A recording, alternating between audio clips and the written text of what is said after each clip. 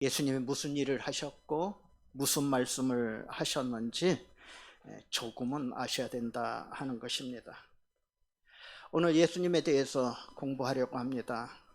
예수님의 모든 것을 기록한 성경이 복음서입니다. 복음서에는 마태복음, 마가복음, 누가복음, 요한복음이 있습니다. 그래서 사복음서라 우리는 이렇게 말합니다. 오늘 여러분에게 나눠드린 교재 사복음서를 순서별로 요약한 것입니다. 예수님이 태어나셔서 활동하시고 병을 고치시고 그리고 죽으시기까지 예수님이 하신 모든 일을 요약해서 여러분의 교재에 담아놨습니다. 아무리 요약을 해도 여러분 예수님이 하신 일, 오늘 성경에는 뭐 이 세상에 기록할 곳이 없다고도 하는데 그래도 요약해도 여러분에게 나눠드린 것이 30페이지나 됩니다. 30페이지 너무 많다 하지 마시고 오늘 예배 시간에 절반 말씀드리고 또 식사 후에 다시 배우시도록 하겠습니다. 예수님의 일생 사복음서를 다 마치려고 합니다. 아마 이런 말씀 여러분 생전에 다시 들어보시기 어려울 수도 있습니다. 오늘 예수님이 하신 그 모든 일 전체를 우리가 제목이라도 한번 훑어보려고 그렇게 합니다. 물론 이 많은 내용들 다 여러분이 이해하실 수는 없으실 수도 있습니다.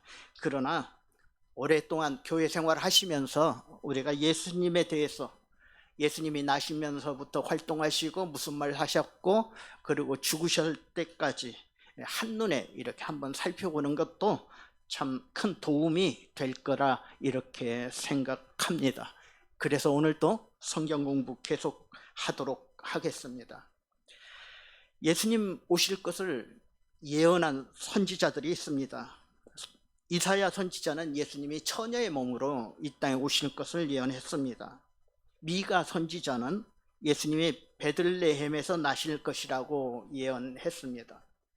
또 스가랴 선지자는 예수님이 나귀 타고 새끼를 타고 오실 것이다 이렇게 말씀드렸고, 또 지난주에 말씀드렸듯이 다니엘 선지자는 72대를 예언을 통해서 예수님이 오시고 죽으시는 시간까지도 정확히 예언했다 하는 것입니다. 선지자들의 말씀 우리가 지난번에 선지서 공부할 때 다 배웠습니다. 특히 이사야서 53장은 여러분 기억하실 필요가 있습니다. 예수님에 대해서 가장 정확한 예언이 이사야서 53장에 담겨 있습니다. 예수님이 오셔서 죽으시는데 그것은 우리의 허물을 인함이요 우리의 죄악을 인함이라 이렇게 말했습니다. 예수님이 오셔서 우리를 위해서 죽으시고 우리를 구원해 주셨다는 소식, 이 소식이 여러분 기쁜 소식입니다. 이 소식을 복된 소식이다. 그래서 복음이라 이렇게 말하고 있습니다. 여러분 나눠드린 교재를 한번 보시기 바랍니다. 복음이란 신약 성경 처음에 마태, 마가, 누가, 요한복음이 있습니다. 복음이란 복된 소식이라는 뜻입니다. 즉 십자가에 달리신 예수 그리스도를 믿는 믿음을 통해서 죄 사함을 받을 수 있다는 소식입니다. 그래서 복음은 예수 그리스도를 말합니다. 복음이 뭐냐 그러면 예수 그리스도다 이렇게 말씀하시면 됩니다. 복음서가 기록될 당시 팔레스틴 지역에는 히브리인, 로마인, 헬라인들이 살고 있었습니다. 히브리인들은 하나님을 중심으로 전통과 율법을 중시했고 로마인들은 이방신을 섬기며 현실주의적인 사고방식을 강했고 헬라인들은 인간의 지혜와 철학을 중시했던 사람들입니다.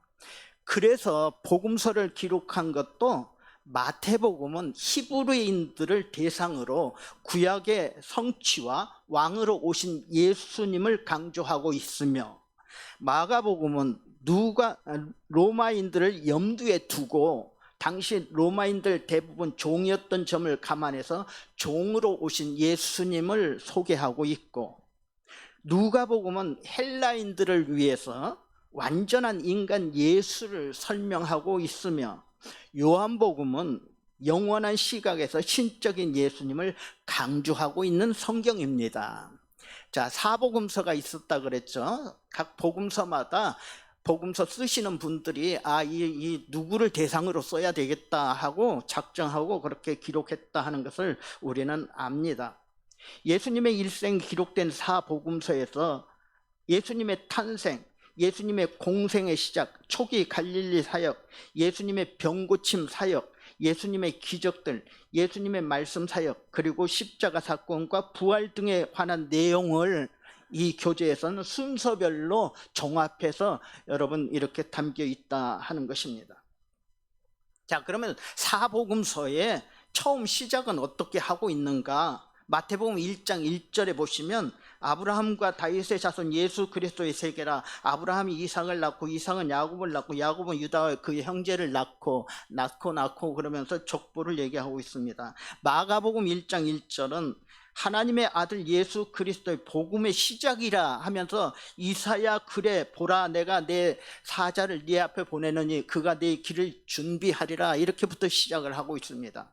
누가복음 1장 1절은 우리 중에 이루어진 사실에 대하여 처음부터 말씀의 목격자 되고 일꾼된 자들에 전하여 준 내역을 그대로 저술하려고 붓을 든 사람들이 많았다. 그 중에 나도 이렇게 예수의 일생에 대해서 붓을 들었다 하는 누가의 기록이 나오고요.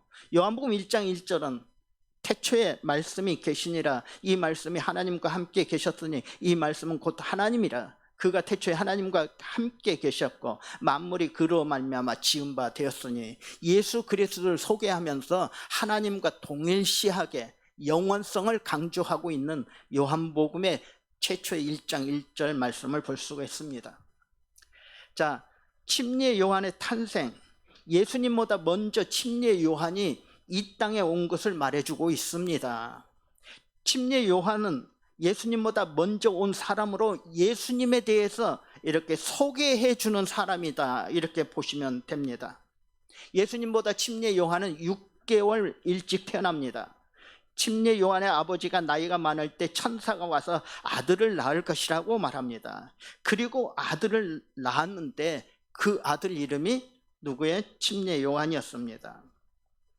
예수님이 탄생하실 때도 똑같이 천사가 와서 말해줍니다. 그것을 우리는 수태고지라 이렇게 말합니다. 아들을 낳을 것을 미리 천사가 알려줬다 하는 것입니다. 천사 가브리엘이 갈릴리 나사렛이란 동네에 가서 다윗의 자손 요셉이라 하는 사람과 정혼한 처녀에게 이르니 그 처녀의 이름은 마리아라. 가로되 은혜를 받은 자여 평안할지어다. 주께서 너와 함께 하시도다 하니 처녀가 듣고 놀라 이런 인사가 어쩌민고. 마리아여 무서워 말라. 네가 하나님의 은혜를 얻었느니라. 보라 네가 수태하여 아들을 낳으리니 그 이름을 예수라 하라. 이 말씀 우리가 자주 보죠. 언제 자주 보고 있고 합니까? 크리스마스 때 예수님 탄생 얘기할 때 이걸 합니다. 자, 천사가 아들을 낳는다고 하니까 마리아가 말하죠. 나는 사내를 알지 못합니다. 그랬더니 지극히 크신 하나님의 능력으로 아들을 낳는다. 그랬더니 마리아가 뭐라고 합니까? 마리아가 가로되 주의 계집종이오니 말씀대로 내게 이루어지이다 하매 천사가 떠나니라. 이렇게 해서 아들을 낳게 됩니다. 당시 호적을 해야 될 그런 상황이었기 때문에 요셉이 고향 베들레헴으로 호적 등본하러 갔다가 머물 호텔이 없고 여관도 없고 그래서 결국 마국간에 머물렀다. 그래서 그곳에서 예수님을 낳았다 하는 내용들이 나옵니다. 그때 양치는 목자들이 와서 예수님께 경배했고 또 동방박사가 와서 경배했다. 그래서 동방박사의 이야기가 마태복음 2장에 나옵니다. 그리고 이제 예수님 쭉 내려가다 보면은 시므온과 안나가 나오죠. 시므온이 누구냐? 예루살렘 성전에 시므온이라고 하는 사람이 있는데 이 사람은 의롭고 경건하여 성령이 함께 하신 사람이었습니다. 그가 생각하기를 나는 그리스도를 보고 죽어야 되겠다 했는데 진짜 그리스도 예수가 와서 그리스도를 봤다. 그래서 하나님께 영광 돌렸다 하는 거고요. 안나라는 사람은 누구냐? 안나, 아셀 지파 바누엘의 딸 안나라 하는 선지자가 있어 매우 나이가 늙었는데 그가 출가한 7년 동안 남편과 함께 살다가 과부된 지 84년이라 이 사람이 성전을 떠나지 않고 주야로 금식하면서 기도하면서 그렇게 있었는데 결국 예수님을 만나 봤다 하는 내용입니다. 이렇게 예수님께서 성전에 오셨고 태어나셨다는 것을 강조하는 것입니다. 그 다음에 예수님의 유년기, 예수님의 어린 시절 이야기는 별로 없습니다. 다만 아버지 요셉 밑에서 예수님이 30세까지 목수로 활동하셨다 하는 것은 알 수 있습니다. 예수님의 나이가 30세가 되었을 때 공생애를 시작하게 된다 하는 거예요.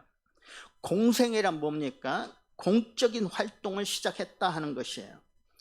예수님의 공생의 첫 활동이 뭐냐 하면은 침례를 받으시는 것이었습니다. 침례 요한한테 침례를 받게 됩니다. 여러분, 교회에서도 교인이 되기 위해서 첫 번째로 해야 할 일은 침례 받는 것입니다. 침례 받는 것. 자, 그래서 예수님께서 요단강에서 침례를 받으시게 되는 겁니다. 이때 예수님께서 침례를 받고 나오실 때 하늘로부터 소리가 있었습니다. 무슨 소리가 있었어요? 이는 내 사랑하는 아들이요 내 기뻐하는 자라. 어디에서 소리가 났는지 모릅니다. 그러나 마태는 이 소리가 나는 것을 들었다라고 성경에 기록하고 있습니다. 그리고 나서 예수님께서 광야에 가서 사탄의 시험을 받으시는 겁니다. 그 내용이 광야에서 시험 받으심이라고 마태복음 4장 1절부터 11절까지 나옵니다. 제가 이렇게 말하는 거 눈으로 따라 하시고 귀로는 들으시면 됩니다. 자, 눈으로 잘 따라 보십니까? 지금 어딘지 교재 보십니까? 자, 광야에서 시험 받으신 일 마태복음 4장 1절부터 11절까지 나오니까 읽어보시면 돼요. 우리 잘 아는 내용입니다. 그리고 가나의 혼인잔치에서 물을 포도주로 만드신 기적을 베푸르셨다. 그것이 요한복음 2장에 나옵니다. 그렇다고 또 어떤 사람은 뭐 포도주 예수님이 좋아하신다 그러는데 그건 아니고 꼭 필요한 때에 하나님께서 기적을 베풀어 주셨고 그리고 이렇게 모든 것을 변화시키는 그런 기적을 베푸셨다 하는 걸 보여주십니다. 그리고 나서 성전에 가셔서 성전 안에서 소, 양, 비둘기 파는 사람들, 돈 받고 주는 사람들을 뭐 이렇게 다 쫓아내셨다. 이렇게 성전을 청결하게 하신 일은 2번 있습니다. 나중에 또 한 번 더 나옵니다. 자, 그 다음에 요한복음 3장에 나오는 니고데모의 거듭남이 나옵니다. 바리새인 니고데모가 밤에 예수님을 찾아와서 어떻게 하면 영생을 얻을 수 있습니까? 라고 묻죠. 이때 예수님께서 성령과 물로 거듭나야 한다. 그랬더니 어떻게 그렇게 다시 거듭날 수 있습니까? 내가 어머니 뱃속에 다시 들어갔다 나와야 됩니까? 뭐 이런 소리도 하죠. 그게 아니라 저를 믿는 자, 예수 그리스도 믿는 자마다 거듭나고 영생을 얻는다라고 예수님께서 말씀해 주시는 것입니다. 그 다음에 그 말씀을 하신 다음에 요한복음 3장, 16장, 17장 성경에서 가장 유명한 구절이죠. 한번 같이 읽어볼까요? 찾으신 분. 하나님이 세상을 이처럼 사랑하사 독생자를 주셨으니 이는 저를 믿는 자마다 멸망치 않고 영생을 얻게 하려 하심이라. 하나님이 그 아들을 세상에 보내신 것은 세상을 심판하려 하심이 아니요 저로 말미암아 세상이 구원을 받게 하려 하심이라. 저를 믿는 자는 심판을 받지 아니하는 것이요 믿지 아니하는 자는 하나님의 독생자의 이름을 믿지 아니함으로 벌써 심판을 받은 것이라. 이렇게 성경을 요약하면서 꼭 우리가 필요한 성경 말씀은 그대로 기록을 했습니다. 그래서 여러분 그대로 보시면 좋고요. 그 다음에 이제 예수님께서 사마리아로 가시다가 우물가의 여인을 만나시죠. 우물가의 여인, 신령과 진정으로 예배하라 이렇게 가르쳐 주셨습니다. 그리고 이제 예수님께서 갈릴리 사역을 하시는 겁니다. 갈릴리 가버나움, 가나, 나사렛, 여러분 그저께 지도에 보면 나오죠. 사마리아 윗부분입니다. 이스라엘의 북쪽 지역, 예수님이 태어나신 지역이고, 이쪽에서 예수님께서 2년 6개월 동안 갈릴리 사역과 가버나움 도시를 돌아다니시면서 전도하시고 귀신을 쫓아내셨다 하는 거예요. 그래서 가버나움이 갈릴리가 어디 있나 여러분 요단강 위쪽에 이렇게 지도까지도 보여드렸습니다. 그리고 고향이 어디에? 나사렛인데 나사렛 사람들이 예수님을 배척합니다. 예수님이 자라신 곳이 나사렛인데 나사렛 사람들이 예수님을 잡아 죽이려고 그래요. 왜요? 어제 그저께까지 목수로 있던 사람이 갑자기 하나님의 아들이라 그러니까 그렇게 할 때 예수님께서는 이 선지자들이 고향에서 환영을 받지 못한다 하는 말씀을 해 주셨습니다. 그리고 이제 갈릴리 지역에서 활동하실 때 12 제자를 세우시죠. 갈릴리 해변으로 가시다가 시몬과 그 형제 안드레가 바다에 금을 던지는 것을 보고 나를 따라오너라, 내가 너를 사람 낚는 어부가 되게 하리라 했더니 바로 그물을 버려두고 예수님을 따랐다. 그래서 예수님께서 12명의 제자를 선택하셨습니다. 그 제자의 이름이 어디 나와요? 마태복음 6장에 나오는데, 마태복음 6장에 나오죠. 예수께서 기도하러 산에 가셔 밤이 맞도록 기도하시고 밝음에 그 제자들을 부르사 그 중에 12를 택하여 사도라 칭하였으니 곧 베드로라 이름하는 시몬과 그 형제 안드레와 야고보와 요한과 빌립과 바돌로메와 마테와 도마 및 알페오의 아들 야고보 셀롯이라 하는 시몬과 야고보의 아들 유다와 및 예수를 파는 자가 될 가룟 유다라. 여러분 여러분이 목사 시험 볼 때는 꼭 그 예수님의 제자 12명 다 외워야 되지만 권사 임직 받으시면서 다 외울 필요는 없지만 이런 사람이 있다 정도는 아시라 하는 거예요. 있다 정도는. 자, 그 다음에 예수님께서 마태복음 5장, 6장, 7장에 산상수훈, 산 위에서 설교하시죠. 그 설교 내용 좀 길게 여러분에게 자세하게 했습니다. 처음에 팔복, 두 번째는 너희는 소금과 빛이라 말씀하고, 율법의 완성자에 대해서 말씀하시고, 쭉 송사, 간음, 이혼에 대해서도 말씀하시고, 맹세하지 말라도 얘기하고, 악한 자를 대적하지 말라, 원수를 사랑하라, 구제는 은밀하게 하라, 기도는 골방에 가서 해라, 이렇게 쭉 얘기하죠.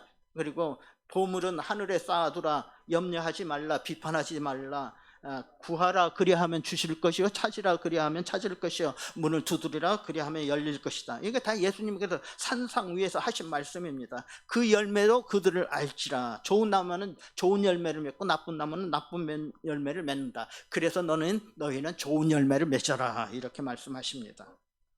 자, 산위의 설교 마태복음 5장, 6장, 7장인데 오늘 1분 만에 다 끝났습니다.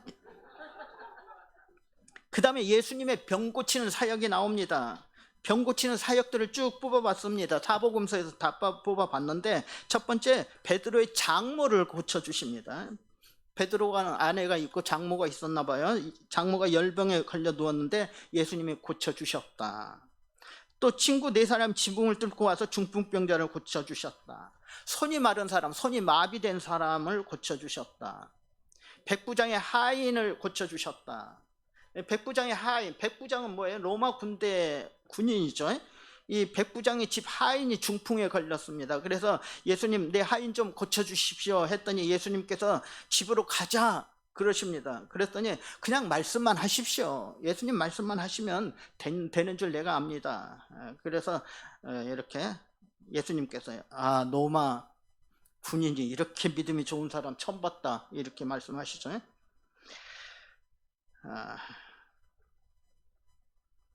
예수님께서 하신 말씀 그대로 할게요. 예수님 처음 봤다가 아니고 이스라엘 중 아무에도 이만한 믿음을 만나지 못하였노라 하시면서 네 믿음대로 될지어다 하시니 그 시로 가인이 나으니라, 이렇게 됐다 하는 거. 그리고 귀신을 돼지떼에게 쫓아주지. 2,000마리나 되는 돼지가 갑자기 바다로 달려가 죽었다. 회당장 아이로의 딸을 살려주심. 회당장 아이로라 하는 사람 어린 딸이 죽게 생겼는데 예수님이 빨리 오지 않아요. 그래서 그 딸이 그 사이에 죽었는데 예수님이 다음에 오셔서 딸이 잔다 그렇게 말씀하시고 살려주셨죠. 나인성 과부의 아들도 살려주셨습니다. 또 38년 된 병자를 고쳐주셨습니다. 이것도 잘 알죠. 베데스다 연못에서 가끔 천사가 내려오면 물이 동하는데 그때 들어가면 병이 낫는다. 근데 이 38년 된 병자는 그렇게 하지 못했죠. 그래서 예수님께서 즉시 살려주셨다. 또 눈먼 벙어리를 고쳐주시고 12제자의 전도 훈련을 하셨다. 12제자를 부르사 둘씩 전도하여 보내셨다는 말씀이 마가복음 6장에 나오고, 누가복음에는 제자들 70명을 전도하러 보내셨다 하는 내용이 나옵니다. 70인 제자를 파송하셨다 하는 내용 나오죠. 그 다음에 이제 예수님의 비유가 나옵니다. 천국의 비유. 천국 비유의 첫 번째가 씨 뿌리는 자의 비유죠. 씨를 뿌리는 자가 씨를 뿌렸는데 더러는 길가에, 더러는 돌밭에, 또 가시덩굴에, 또는 좋은 땅에 떨어지게 되죠. 그래서 좋은 땅에 떨어진 씨는 30배, 60배, 100배의 결실을 맺게 됐다. 이것은 하나님의 말씀을 듣고 결실을 맺는다는 것이고, 그 외에 겨자씨 비유, 알곡과 가라지 비유, 또 누룩 비유, 보화, 진주, 물고기, 그물 비유를 말씀하셨습니다. 왜 천국에 대한 비유를 하시면서 이런 비유를 하셨을까 궁금하시죠? 궁금하신 분은 거기 나와 있는 거 자세히 보시면 됩니다. 그 다음에 여러분 예수님의 기적들이 나옵니다. 예수님의 기적들 뭐가 있어요? 우리가 보통 설교 시간에 하나씩 이렇게 많이 설교를 들으셨을 거예요. 누가복음 8장에 나오는 바다를 잔잔케 하신 일, 또 물 위를 걸으시는 예수님. 제자들이 예수님이 바다 위로 걸어오심을 보고 유령이다 소리쳤는데 예수님이 나다 안심하라 그렇게 말씀하셨죠. 그래서 베드로가 그럽니다. 만약 예수님이면 나도 물 위를 좀 걷게 해주십시오 했더니 예수님이 그래 오라 그러셨거든요. 그래서 베드로가 그래서 물 위를 걷다가 빠졌다는 것입니다. 밑을 보니까 두려웠죠. 그래서 예수님께서 손을 내밀어 붙잡아 주시면서 왜 의심하느냐라고 말씀하셨다는 내용이 나옵니다. 그 다음에 오병이어의 기적이 나오죠. 우리 많이 알죠. 수없이 들었죠. 빵 5개와 물고기 2마리로 5,000명을 먹으시고 12바구리가 남으셨다는 기적, 우리가 잘 아는 기적입니다. 5,000명을 먹이신 기적이 있는가 하면 또 4,000명을 먹이신 기적이 나옵니다. 그거는 마가복음 8장에 나오고 있습니다. 스로보니께 여인의 딸 치유 사건이 나옵니다. 이 내용도 우리가 잘 알죠. 부스락이라도 달라고 하나님의 은혜를 걔한테는 안 준다 그랬더니 걔도 어린아이에 부스러기를 먹습니다. 그랬더니 예수님께서 그 여인의 병을 낫게 해주셨다는 이야기. 에바다의 기적 나오죠. 에바다, 열려라 하는 말이죠. 열려라. 귀먹고 말을 더듬는 사람을 고쳐주신 것이 에바다입니다. 에바다가 무슨 뜻인지 아세요? 열려라 하는 뜻입니다. 귀가 열려라. 소경도 고쳐주시죠. 마가복음에 나오고, 소경은 여러 번 고치셨습니다. 마가복음, 요한복음에도 나오고 그런데 날 때부터 소경도 고쳐주신 일이 요한복음 9장에 나오고, 또 소경 바디메오를 고쳐주는 이야기가 마가복음 10장에 나오고 있습니다. 이렇게 소경도 벙어리도 고쳐주셨다. 그리고 그 다음에 이제 마태복음 16장에 베드로의 신앙 고백이 나옵니다. 이거 아주 중요한 내용이죠. 예수께서 가이사랴 빌립보 지방에 이르러 노중에서 제자들에게 사람들이 나를 누구라 하느냐, 더러는 세례 요한, 더러는 엘리야, 더러는 예레미야나 선지자의 하나이다. 그랬더니 예수님께서 그럼 너희는 나를 누구라 하느냐? 시몬 베드로가 대답하여 가로되 주는 그리스도시요 살아계신 하나님의 아들이시나이다. 이때 예수님께서 바요나 시몬아 네가 복이 있도다. 이를 내게 알게 하니는 혈육이 아니요 하늘에 계신 내 아버지니라. 내가 네게 이르노니 너는 베드로라. 내가 이 반석 위에, 이 반석의 이 신앙 고백 위에 내 교회를 세우리니 음부의 권세가 이기지 못하리라. 그래서 교회는 여러분 이 베드로의 신앙 고백 위에 세워져 있다 하시는 거 아셔야 됩니다. 교회 하면 여러분 건물 생각하지 마십시오. 그리스도 연합 감리교회는 건물이 좋은데 우리 행복한 교회는 건물이 교회가 아니에요. 교회는 예수 그리스도를 하나님의 아들이라 고백한 그 믿음이 바로 교회라 이렇게 보시면 됩니다. 그 믿음이 여러분에게 있으면 여러분 자신이 교회가 되는 것입니다. 아멘. 너무 멋있어. 이따 오후에도 참석해. 지난주에 보니까 어디 갔대?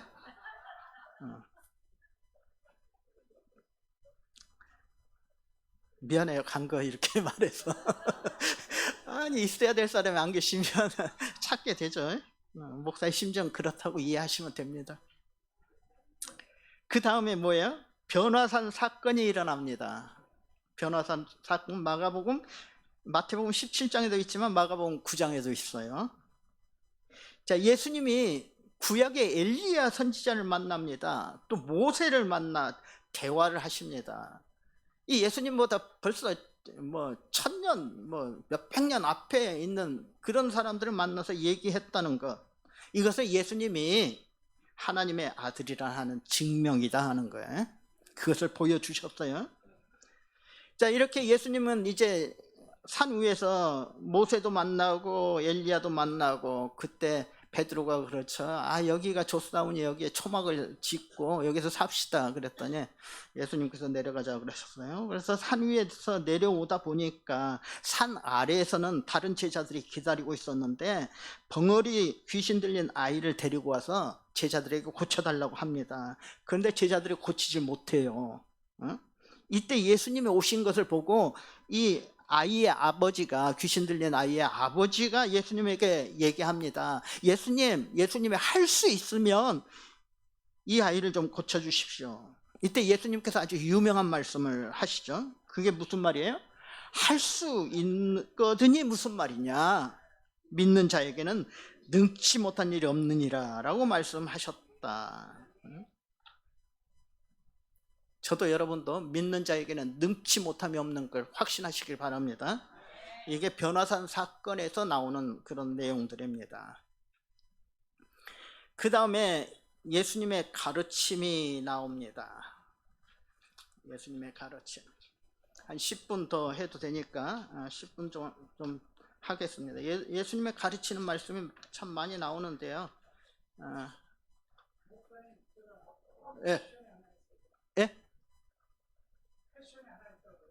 예, 말씀하십시오. 이렇게 질문하시는 거 좋습니다. 일단 예, 예.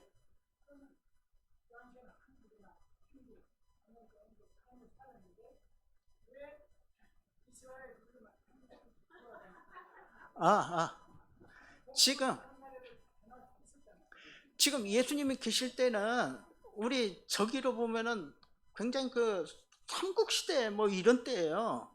예? 예, 그러니까 지금 성경은 하나님의 사랑을 보여주잖아요.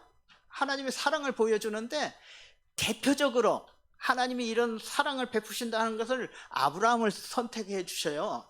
그래서 아브라함이 누구예요? 이스라엘 조상이잖아요. 그래서 지금 하나님의 사랑하심을 보여주는데 대표적으로 이스라엘 사람들을 통해서 보여주시는 거예요. 그러니까 베드로도 나오고 제자도 나오고 베드로 변화산 그런 산이 나오고 전부 지금 성경의 내용들은 그 당시에는 이스라엘 중심으로 해나간 거예요. 예. 그래서 그것을 예수님이 세계 모든 민족을 위해서 오셨기 때문에 이게 이스라엘만 아니다라고 생각한 사람이 누구냐 그러면 사도 바울이에요. 이제 다음 주에 배울 거예요. 사도행전을 우리가 처음부터 끝까지 다음 주에 배울 건데, 이 복음이라는 것은 이스라엘만 위한 것이 아니다, 이것은 세계 모든 사람을 위한 것이다 하고 사도 바울이 이제 세계를 향해 나가는 거예요. 그 세계 전도 여행이에요. 세계 각국에 다니면서 로마도 가고 막 스페인까지 가려고 그랬잖아요. 그래서 복음을 전하는데 그때가 2000년 전이거든요. 그리고 이 복음이 이제 2000년 동안 세계에 다 퍼지게 되는 거예요. 그래서 지금은 대한민국도 우리가 예수를 믿고요, 아프리카 사람도 예수를 믿고 그렇게 보는 거예요. 그러니까 시간적인 차이가 있는 거예요. 지금 집사님은 굉장히 시간을 뛰어넘어서 삼국시대로 가시려고 그러는데, 그냥 바울 이후에 이 복음이 전 세계로 퍼졌다, 그런 내용들이 성경에 자세히 나와요. 집사님이 궁금해하신 내용들이 성경에 잘 기록되어 있어요. 네.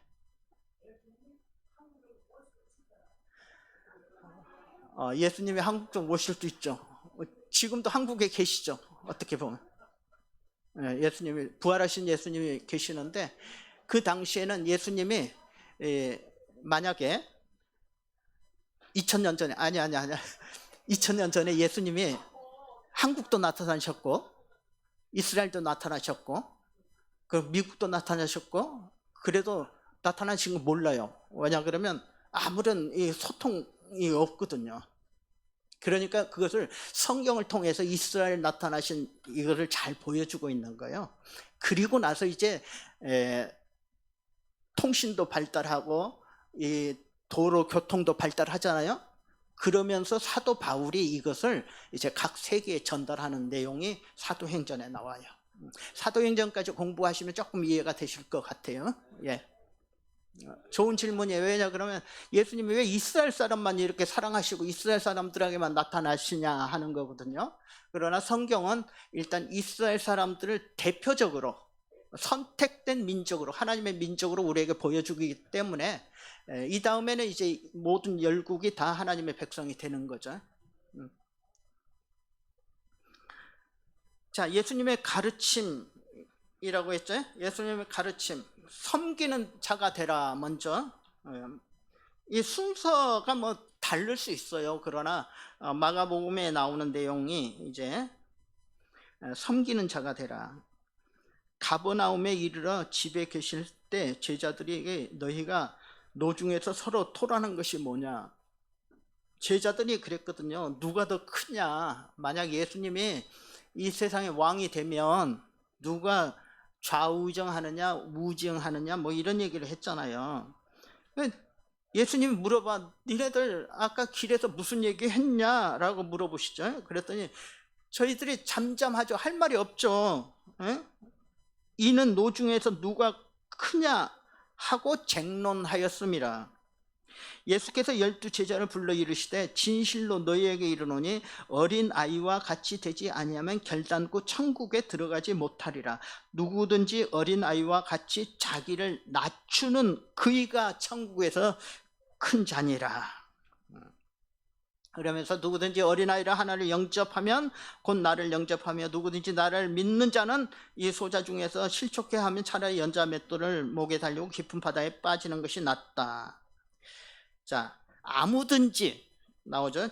첫째가 되고자 하면 무사람의 끝이 되며 무사람을 섬기는 자가 되어야 하리라. 너희 중에 누구든지 크고자 하는 자는 섬기는 자가 되고 너희 중에 누구든지 으뜸이 되고자 하는 자는 종이 되어야 하리라. 인자가 온 것은 섬김을 받으려 함이 아니라 도리어 섬기려 하고 자기 목숨을 많은 사람의 대속물로 주려 함이니라. 예수님께서 하신 말씀이죠. 무슨 말씀이에요? 크고자 하는 자는 섬기는 자가 되라. 으뜸이 되고자 하는 자는 종이 되라. 여러분 이 말씀대로 한번 해보셔야 돼요. 크고자 하면은 섬기는 자가 되라. 근데 말씀은 잘하는데 잘 안 되죠. 하여튼 예수님의 말씀 가르침은 우리의 생각과 다릅니다. 거기에 비하면 우리는 아직 예수님 따라가기 힘들다는 얘기죠. 형제가 죄를 범했을 때 어떻게 하라? 형제가 죄를 범했어요. 내 아는 사람이 죄를 질렀어요. 그러면 조용히 가서 권고하라. 막 떠버리지 말고 저 사람 뭐 죄졌어, 뭐 저 사람 이상한 짓 했어 막 하지 말고 조용히 가서 이런 일이 있었다. 그래도 안 들으면 한 두 사람 같이 가서 조용히 얘기해라. 그래도 안 들어요? 그럼 어떻게? 교회에 와서 얘기해라. 그래도 안 들어요? 그럼 그 사람 쳐다도 보지 마라. 그렇게 말씀하십니다. 상대하지 마. 그런 사람은 해봐야 피곤해. 아니, 피곤한 게 아니라 상대하면 할수록 손해요. 여러분 주변에서 누가 죄를 지면 이런 방법으로 하세요? 뭐 조금 뭐 이상한 거 봤다 해가지고 막 다른 사람한테 가서 막 하고 그러면 힘들잖아요. 그죠? 조용히 와서 얘기하면 오해도 풀릴 수 있는데 괜히 자기가 오해하면서 막 그냥 그런 일을 많이 당해서 하는 얘기예요. 자, 합심하여 구하라. 마태복음 18장에 나오는데 진실로 다시 너희에게 이르노니 너희 중에 두 사람이 땅에서 합심하여 무엇이든지 구하면 하늘에 계신 내 아버지께서 너희를 위하여 이루게 하시리라. 두세 사람이 내 이름으로 모인 곳에는 나도 그들 중에 함께 하리라. 두세 사람이 함께 기도하면 하나님이 그곳에 함께 해주시겠다. 용서하라 하는 말씀도 하셨습니다. 몇 번이나 용서해요? 7번씩 70번이라도 하라. 그렇게 하신 분 있어요? 이렇게 하시면 이미 예수님이지. 그냥 7번이라도 했으면 좋겠어요. 한 번도 안 하려고 하는 사람도 많잖아요. 뭐 용서는 무슨 용서야. 오히려 더 그냥 난리치고 막 그냥 그래. 근데 예수님께서는 7번씩 70번 무한히 하라는 얘기야. 끝없이 하라는 얘기야. 속으로 한번 생각해 보세요. 끝없이 용서하라. 아무도 안 하시는 것 같아. 하시는 거예요? 끝없이 용서하라. 그 다음에 어린아이를 축복하신 내용 나오고요. 새 계명을 주셨죠. 마가복음 12장에 나옵니다. 모든 계명 중에 첫째가 뭡니까? 하고 말했더니 예수님께서 대답하시되 첫째는 이것이니 30절에 나옵니다. 우리 같이 한번 읽어볼까요? 내 마음을 다하고 목숨을 다하고 뜻을 다하고 힘을 다하여 주 너희 하나님을 사랑하라 하신 것이라. 둘째는 이것이니 내 이웃을 내 몸과 같이 사랑하라 하신 것이라. 이에서 더 큰 계명은 없느니라. 하나님을 사랑하는데 목숨을 다하고 뜻을 다하고 정성을 다해서 사랑하고, 둘째는 내 이웃도 이렇게 좀 사랑하라. 이보다 더 큰 계명은 없다라고 예수님께서 말씀하십니다. 그리고 과부의 두 렙돈 헌금을 칭찬하셨습니다.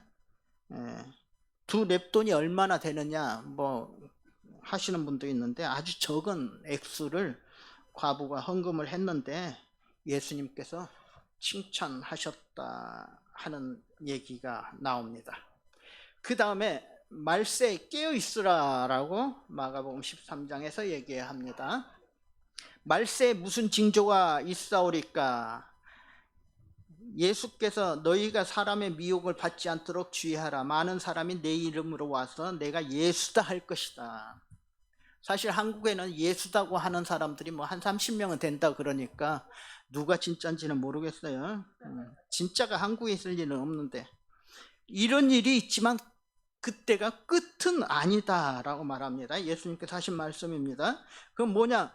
민족이 민족을, 나라가 나라를 대적하며 일어나겠고 처처에 지진과 기근이 있으리니 이는 재난의 시작이니라. 전쟁이 일어나고 지진과 기근이 있는데 이게 이제 시작이다 이렇게 얘기합니다. 그리고 또 복음이 만국에 전파되어야 하리라. 아까 집사님이 얘기했듯이 이제 복음이 전 세계에 전파되어야 그때가 말세다 이렇게 말합니다. 그래서 여러분 쭉 밑으로 내려가서 32절 나오죠. 찾으셨어요? 그 날과 그때는 아무도 모르나니 하늘에 있는 천사들도 아들도 모르고 아버지만 아시느니라. 주의하라, 깨어있으라. 그때가 언제인지 알지 못함이니라. 집 주인이 새벽에 올지 저녁에 올지 모르기 때문에 항상 깨어있으라. 자, 예수님께서는 항상 깨어있으라 이렇게 말씀하셨어요. 말세에 깨어있는 사람들이 되라. 그래서 우리는 깨어있다는 증거로 오늘 점심 식사 짜장밥이 나옵니다. 짜장밥 드시고 맛이 있으나 없으나 맛있게 드시고, 그리고 나서 공부를 계속하는데 두려워하지 말라부터 시작하도록 하겠습니다. 오후에 많이 하지 않을 거예요. 한 3, 40분만 하고 끝나도록 하겠습니다. 그러면 우리 찬송 몇 장이죠? 우리 마지막